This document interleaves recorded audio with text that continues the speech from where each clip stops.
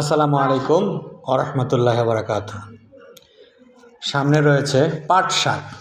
আমাদের অনেকের পরিচিত এটা, আমরা সবাই জানি পাট শাক দুইটা তিনটা প্রক্রিয়ায় খাওয়া যায়। আসলে পাট শাক অনেকেরই প্রিয়, কিন্তু এটা আমরা জানি না যে পাট শাক মানুষের শরীরের কতটুকু উপকারী আসে।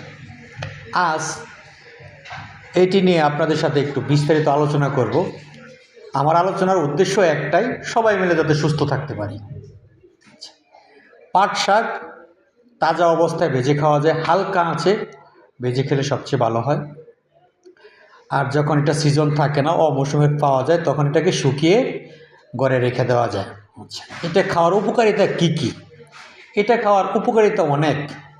প্রথমত হচ্ছে যাদের কোষ্ঠকাঠিন্য আছে, এই কোষ্ঠকাঠিন্য দূর করে, রক্ত পরিষ্কারে সাহায্য করে, রক্ত স্বল্পতা বা এমিবা জাতীয় যে উপাদান রয়েছে সেটা কমাতে সাহায্য করে, ত্বকের জন্য ভালো, ত্বক এবং স্কিন যাকে আমরা বলে থাকি এটা ফ্রেশ থাকে। তার উপরে কোনো কিছু যদি গোটাগাটি ঘা যে জিনিসগুলি হয়ে থাকে তাকে দূর করে অনেক ভালো রাখে, স্কিনকে ভালো রাখে।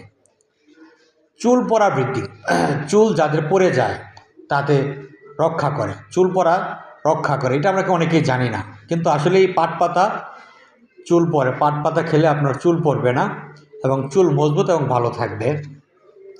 চোখের জন্য বিশেষ উপকারী, এতে ভিটামিন এ রয়েছে যা চোখের জন্য অত্যন্ত উপকারী হিসাবে আসে। শরীর দুর্বলতা যে হয় আমাদের, দুর্বলতা আমরা যদি কন্টিনিউ বা প্রতিদিন আমাদের খাবারের তালিকায় একটু পাট শাক 100 গ্রাম, 150 গ্রাম বা 200 গ্রাম অনুযায়ী পাট শাক খেতে পারি, তাহলে আমাদের শরীরের দুর্বলতা কেটে যাবে। অনেকের হজম শক্তি হয় না, অনেকের পেটে হজম শক্তি হয় না, এই পাট শাক মানুষের হজম শক্তিকে বৃদ্ধি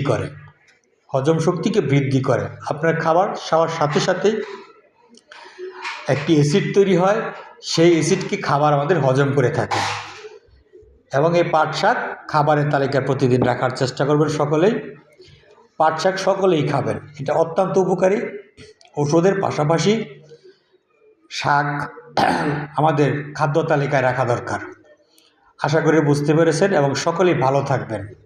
আসসালামু আলাইকুম ওয়া রাহমাতুল্লাহি ওয়া বারাকাতুহু।